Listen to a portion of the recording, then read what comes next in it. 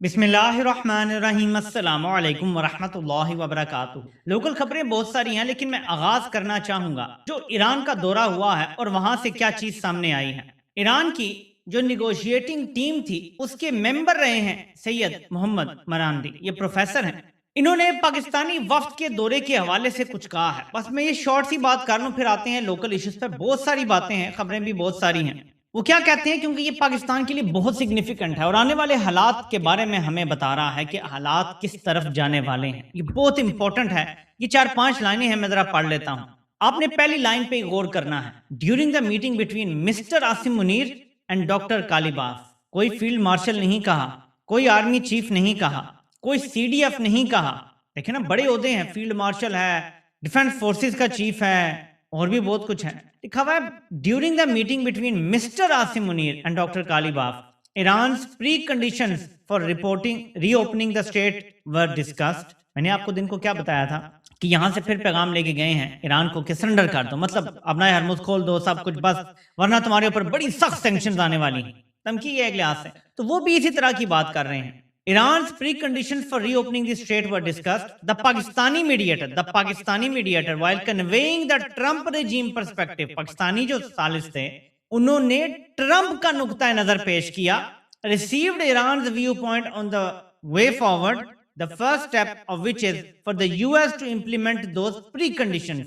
It is likely that Asim Munir, अब mister भी नहीं लिखा, it is likely that Asim Munir will now relay Tehran's stance to Washington. यानी बुनियादी तौर पे कहा गया है कि पैगाम रसां अमेरिका का पैगाम लेकर ईरान को देने आए।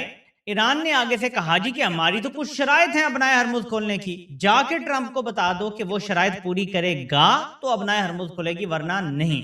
यानी ईरान ने बज़ाहिर नजर आता है कि अमेरिकी पाबंदियों की धमकियों से डरने से फिलहाल इनकार ही किया है और कोरा जवाब ही दिया। लेकिन जाहिर है कि जब निगोशिएशंस हो रही होती हैं तो सामने कुछ और पोस्टिंग होती है और अंदर कुछ और। तो आने वाले दिन इस हवाले से इंटरेस्टिंग होगा, क्योंकि अमेरिका की तरफ से जो कहा जा रहा है कि ईरान पे अक्रॉस द बोर्ड तारीख की सबसे सख्त पाबंदियां लगने जा रही हैं। तो देखते हैं कि हालात किस तरफ जाते हैं। अब मेरे पाकिस्तानियों, एक तरफ तो ये चीज क्लियर हो गई, अब आते हैं लोकल खबरों की तरफ। लेकिन पाकिस्तान में एक ऐसा वाकया होता है जो सब देखते हैं कि एक यूनिवर्सिटी में एक कर्नल और उसके बाद वो गोलियां चलाता है, लोग थोड़ा सा उसको हल्का फुल्का सा मैन हैंडल भी करते हैं, लेकिन फिर इस वाकये के अंदर से कुछ और बरामद होना शुरू हो जाता है। और वो जो कुछ और बरामद होना शुरू होता है ना, असल कहानी वो है। असली टाउट सामने आ जाते हैं मैदान में और कहते हैं कि कर्नल तो अपनी बीवी की इज्जत बचाने के लिए ये सब कर रहा था, कोई भी गैरतमंद मर्द यही करता, उसको गुस्सा भी आ जाता। सबसे पहले खबर चलाते हैं कि इदारे ने गिरफ्तार कर लिया है। बाद में खबरें चलना शुरू होती हैं कि नहीं वो जो है ना, कर्नल की गलती नहीं थी, वहां पे उसकी बीवी को हरास किया जा रहा था, तंग किया जा रहा था, वहां ओबाश नौजवान खड़े थे। ऐसी बात भाई, अगर कर्नल की गलती नहीं तो गिरफ्तार करने की खबर क्यों चलवा दी थी जल्दी? तो इनका कोई बयानिया बन नहीं रहा। अब नया बयानिया लेकर आए हैं और ये नून लीगी अकाउंट्स। और ये देखें जरा शाह अवैस नूरानी क्या फरमा रहे हैं मोहतरम। अहम सवाल ये भी कि इन जहनों में बारूद किसने भरा? 5th जनरेशन की पूरी फौज बनाकर एक सियासी जमात को थमा दी गई। अब वो फौज पाकिस्तान की फौज पर भौंक ही नहीं रही, काट भी रही है। या फिर मुल्क को ऐसे ही जलते और सुलगते रहने दें, या फिर इस फितना इमरान को संजीदगी से खत्म करें, मामला मजीद दरमियान में नहीं लटक सकता। शाह अवैस नूरानी सीधा सीधा इमरान खान को कत्ल करने का मुतालबा कर रहे हैं। ऐसी ही बात जुबैर उमर ने अपने कल एक इंटरव्यू में बताई कि नून लीग के एक बड़े अहम लीडर ने उन्हें बताया कि जब इमरान खान खत्म हो जाएगा तो हम दोबारा जमहूरी हो जाएंगे, तब तक हम ऐसे ही चलेंगे। यानी एक्टिवली हर तरफ से इमरान खान को खत्म करने का मुतालबा किया जा रहा है। ऐसे में शहजाद अकबर एक खबर लेकर आते हैं कि उनके जराए ने उन्हें, पिम्स अस्पताल के जराए ने उन्हें बताया है कि जिस मशीन से इमरान खान का दिल का टेस्ट होना था, सीटी एंजियोग्राफी होनी थी, वो मशीन एक और डिपार्टमेंट में मौजूद थी। हार्ट डिपार्टमेंट में नहीं थी, लेकिन एक और डिपार्टमेंट में मौजूद थी, शायद कोई ऑन्कोलॉजी का डिपार्टमेंट था या जो भी। तो जानबूझ के इमरान खान का चेकअप नहीं करवाया गया। क्या छुपाना चाह रहे हैं? मैं तो ये सवाल करूंगा कि आखिर ऐसा क्या दिया गया है कि इमरान खान जैसे फिट बंदे के दिल में कुछ ऐसा आ सकता है कि आंख में भी तो क्लॉट आया है ना, कि वो ये छुपाना चाह रहे हैं कि इमरान खान को दिल का तो कोई आर्जा नहीं है ना। इमरान खान एक फिट हेल्थी इंसान थे। 72-73 साल की उम्र में जब वो जेल गए तो इमरान खान तो बिल्कुल 35-40 साल का जो जैसे होता है मर्द, एक उस तरह थी उनकी फुल फिजिक एंड सब कुछ, बल्कि उन फिटनेस में तो वो यंगर नौजवानों से भी आगे थे। तो कोई बीमारी तो उन्हें थी नहीं। क्या छुपाना चाह रहे हैं? या उन्हें ये लगता है कि कुछ ऐसा आ जाएगा रिपोर्ट में कि जिसके बाद इमरान खान को शिफा इंटरनेशनल शिफ्ट करने के अलावा कोई ऑप्शन नहीं रहेगा। तो जो भी कुछ है, इसका मतलब है कि देवर मोर टू इट देन हमें जो बताया गया। यानी जो अचानक सुबह खबर चली कि शहबाज शरीफ ने नोटिस ले लिया है, मामला कुछ और था और उसको दबाने के लिए ये नोटिस छोटिस वाला ड्रामा भी किया गया कि जी मशीन नहीं थी, नोटिस ले लिया। अब इसके हवाले से आपने समझना है कि गेम क्या थी, क्योंकि शरीफ परेशान थे। अब दो अस्करी जो आपको लेफ्ट राइट पे नजर आ रहे हैं ना, अब उन दोनों की बातचीत थोड़ी सी जो रिपोर्ट हुई है मैं आपको बता देता हूँ। इमरान खान को अस्पताल मुंतकिल करने के सुप्रीम कोर्ट फैसले के बाद नून लीग की इस्लामाबाद और पंजाब की क्यादत परेशान हुई कि ये क्या हुआ, कैसे हुआ। हालांकि इन्हें पिंडी की तरफ से बार बार यकीन दहानी करवाई गई कि ऐसी कोई बात नहीं, कोई डील नहीं। अब ये बाकायदा नीले पीले चैनल पे बैठ के ऐसे दावे हो रहे हैं, इनको पूरी यकीन दहानी करवाई गई पिंडी की तरफ से, गेट नंबर 4 की तरफ से, कि कोई मामला नहीं है, कोई डील नहीं है, कुछ भी नहीं हो रहा। लेकिन वो अब भी इसको बड़ी गौर से देख रहे हैं कि हमारे साथ कोई हाथ तो नहीं हो रहा। अब ये एक चमचा कह रहे हैं, जिसको शहबाज की लोंडा लपाड़ा कहते हैं। दूसरी तरफ मुन्ना क्या कहता है, वो टू लाइनर है। हुकूमत और एस्टेब्लिशमेंट एक पेज पर थे, सारे फैसले मुशावरत से हुए। सो दोनों के ही अपने अपने अस्करी जराए हैं, ठीक है। ये तो बाद में पता चलेगा कि किसके ज्यादा तगड़े अस्करी जराए हैं। एक कहता है कि शरीफ बड़े परेशान हो गए, फिर पिंडी से उन्हें तसल्ली दी गई, लेकिन वो अभी भी परेशान है और गौर से देख रहे हैं कि कहीं हमारे साथ हाथ ना हो जाए। और मैं आपको ये बात तो कहता रहता हूँ कि 45-50 साल इक़्तिदार की राहदारियों में रहने के बाद शरीफों को एक एक चीज का पता है कि हालात कैसे पलटे जाते हैं, कैसा माहौल बनता है, आसार कैसे नजर आना शुरू हो जाते हैं। तो वो तो बहुत ज्यादा इस चीज पर नजर रखे हुए हैं। अब मेरे पाकिस्तानियों, इसके बाद शरीफों ने, क्योंकि पिंडी से यकीन दहानियों पर भी उन्हें यकीन नहीं आ रहा, ये काम कर दिया है। नवाज शरीफ की तरफ से रिपोर्ट हो रहा है कि नवाज शरीफ ने पार्टी रहनुमाओं को सूबे पर बात करने से रोक दिया है। यानी नवाज शरीफ ने अपनी पार्टी को मुबैना तौर पे ये कह दिया है, जो मीडिया पे अब रिपोर्ट हो रहा है, कि अब आपने सूबों के किसी भी हवाले से कोई बात नहीं करनी। नवाज शरीफ ने एक बार पहले ऐसी वाज़ेह हिदायत दी थी जब बाजवा को एक्सटेंशन के लिए नून लीग ने लाइन में लग के वोट दिया था। बाजवा से लड़ाई थी, लेकिन बाजवा को लाइन में लग के सबने वोट दिया था। तो नवाज शरीफ ने कहा था कि पार्टी में किसी ने इसके ऊपर बात नहीं कर, और अब नवाज शरीफ कह रहा है कि सूबों के ऊपर किसी ने कोई बात नहीं की। यानी शुरू में जो ये तासुब गया कि शरीफ भी परेशान है सूबों के हवाले से, ना तो नहीं कर सकते लेकिन परेशान है, और पीपल्स पार्टी तो किसी सूरत नहीं मानेगी। अब जबकि अपोजिशन जमातें इकट्ठी हो रही हैं फजलुर रहमान की इमामत के नीचे, और सब ने नारा लगा दिया इंक्लूडिंग पीटीआई के सूबों के ऊपर जो है वो हमें एतराज है और व्हाटएवर जो भी बात हो रही है, और उस पर मैं आता हूँ थोड़ा सा जो मीटिंग वगैरह हुई है। तो नवाज शरीफ अचानक पैंतरा बदलता है और कहता है जी हमने अब सूबों पे बात नहीं। हमको समझ आ रहा है ना कि यहाँ पे क्या गेम चल रही है। अब आते हैं जो अपोजिशन की मीटिंग हुई है, जो अलामिया आया है और उसके हवाले से जो बातचीत चल रही है। देखें, हमें बेहतर तरीके से तभी समझ आएगा जब हम किसी चीज को समझेंगे पूरी तरह से। तो समझने के लिए हमें पहले कि फजलुर रहमान पे एतबार करना चाहिए या नहीं करना चाहिए, हमें उससे पहले कुछ और समझने की जरूरत है। और वो क्या, राना सनाउल्लाह कुछ बोल रहे हैं और मैं चाहता हूं कि मैं आपको वो सुनवाऊं, क्योंकि राना सनाउल्लाह बहुत अप्रोप्रिएट बंदे हैं, और जब वो कोई बात कर रहे हैं फजलुर रहमान के हवाले से तो उसकी बड़ी वैल्यू है। राना सनाउल्लाह को कतई तौर पे यकीन है कि फजलुर रहमान कभी भी इनके खिलाफ नहीं जाएंगे, ठीक है जी, ये एतमाद है उनको। अब इसके बाद आपने जरा ये क्लिप सुनना है जिसमें फजलुर रहमान के बजाय जो सबसे बड़े मुखालिफ हैं पीटीआई में, वो है जी अली अमीन गंडापुर। वो दोबारा मैदान में आते हैं। वो क्या कह रहे हैं, गंडापुर कह रहे हैं कि फजलुर रहमान पे उन्हें कोई एतराज नहीं है। यानी गंडापुर कह रहे हैं कि अगर फजलुर रहमान आते हैं, हमारे साथ खड़े होते हैं, हमारे साथ मूवमेंट यानी तहरीक का हिस्सा बनते हैं, तो मुझे कोई एतराज नहीं है। यानी गंडापुर ने अपनी तरफ से बॉल फजलुर रहमान के कोर्ट में फेंक दिया। हालांकि इनकी तो लड़ाई जाती हो चुकी है ना, इनके हल्के के अंदर लड़ाई है, एक दूसरे के ऊपर कैसे कैसे इल्जामात लगाते हैं। तो गंडापुर ने यहां तक कह दिया है कि अगर फजलुर रहमान आते हैं तहरीक में तो मैं जो है वो उनको हम सब कबूल करेंगे, एक्सेप्ट करेंगे। तो गंडापुर ने अपनी तरफ से ऑफर कर दी है।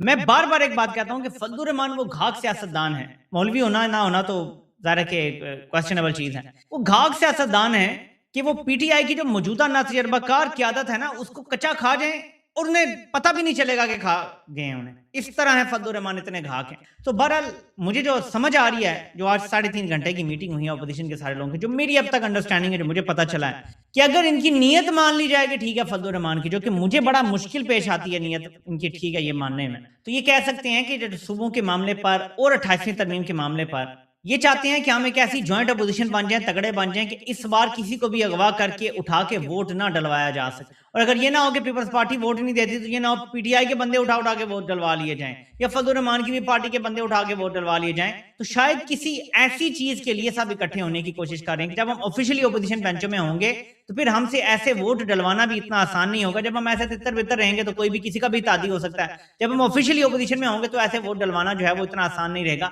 बज़ाहिर मुझे ये 1 पॉइंट एजेंडा लग रहा है 28वीं तरमीम और सूबों के हवाले से जो मामलात हैं उसको रोकने के लिए। मुझे फजलुर रहमान कम से कम सड़कों पे आते तो नहीं नजर आ रहे, अनलेस उन्हें अंदर से इशारा हो गया है, और वो अगर इशारा हो गया तो वो ज़ाहिर आपको पता चल जाएगा। इशारे के बगैर फजलुर रहमान जो है वो मेरा नहीं ख्याल कभी भी गीली जमीन पे पाँव रखेंगे, ये मेरा तजिया है। ईमान मजारी साहिबा जो हमेशा मजलूमों की आवाज बनी है, उनके साथ क्या किया गया है, मैं तो ये पढ़ के जो है वो बड़ा हैरान हो गया हूँ। ये आप भी हैरान होंगे, ये पूरा पेज अगर आप देख सकते हैं।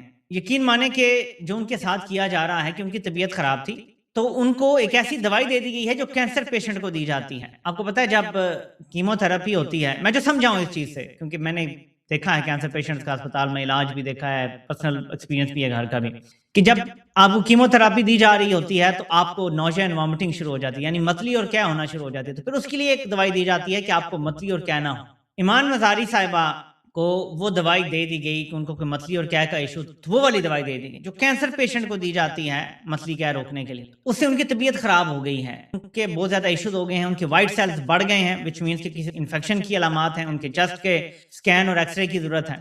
तो उनकी वालदा ने ये पोस्ट किया है, तो उनको भी कोई मेडिकल की सहूलियात नहीं दी जा रही। अब नौजवान हैं, वो भी, उनके हस्बैंड भी, उनकी शादी हुई थी मेरे हाल में साल 2 साल ही हुए हैं, नौजवान जेलों में जाते हैं, बीमार हो जाते हैं। ये ऐसा क्या कर रहे हैं लोगों के साथ जेलों में कि हर कोई बीमार हो जाता है। देखें, जेलों में भी आप जब किसी को डालते हैं तो वो इंसान तो रहता है ना, उसको इंसान की तरह ट्रीट किया जाता है, लेकिन यहाँ पे ज़ाहिर है कि हालात खराब हैं और कोई सुनने वाला नहीं है। तो देखते हैं, ईमान मजारी साहिबा क्योंकि इंसानी हकूक की वकील हैं, उनके यूरोपीय यूनियन के बहुत सारे जो सफीर हैं वो उनके हक में बोलते भी रहे हैं, खड़े भी होते रहे हैं, लेकिन अभी क्योंकि जर्नैलों के यूरोपीय यूनियन के साथ ऐसे के मफादात अलाइन हो गए हैं यूक्रेन की जंग की वजह से और बाकी जो मामलात हुए हैं, कि वो बोल नहीं रहे उस तरह से। वरना इस मामले में कम से कम यूरोपीय यूनियन ने नाक में दम कर देना था, जीएसपी प्लस कैंसिल करने की धमकी आ जानी थी इस मामले पर। मैं आपको यकीन दिलाता हूं कि अगर ये यूक्रेन वाला मामला ना होता, लेकिन जाहिर है कि भी उनको जरूरत है और वो अभी तक चल रहे हैं, लेकिन मुझे लगता है कि इशू शायद आगे बढ़ेगा। ये मेरी असेसमेंट है, रीडिंग है, कि इसके बाद शायद कोई उनको सेहत की बेहतर सहूलत मिले। उनकी मुलाकातें इसमें लिखा हुआ है कि अब हो रही हैं, हफ्तावार मुलाकातें हो रही हैं, which is a good thing. मुलाकात तो होनी चाहिए,